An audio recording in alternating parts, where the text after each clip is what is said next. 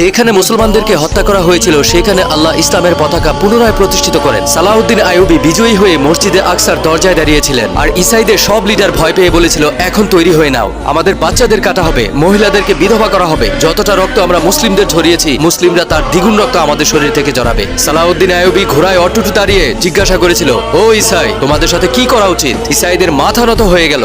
সালাউদ্দিন আইয়ুবী বলল, তোমরা একদিনে 70,000 মুসলিমকে হত্যা করেছো, এখন বলো তোমাদের সাথে কি করা উচিত? এটা বলতে বলতে সালাউদ্দিন আইয়ুবের চোখে পানি চলে এসেছিল। তিনি অনেক কেঁদেছিলেন আর বললেন, আমি তোমাদের সাথে ওইটাই করব যা আমাদের নবী করিম সাল্লাল্লাহু আলাইহি ওয়াসাল্লাম মক্কায় কুরাইশদের সাথে করেছিলেন। যাও, তোমাদের কোনো সাজা হবে না, তোমরা মুক্ত।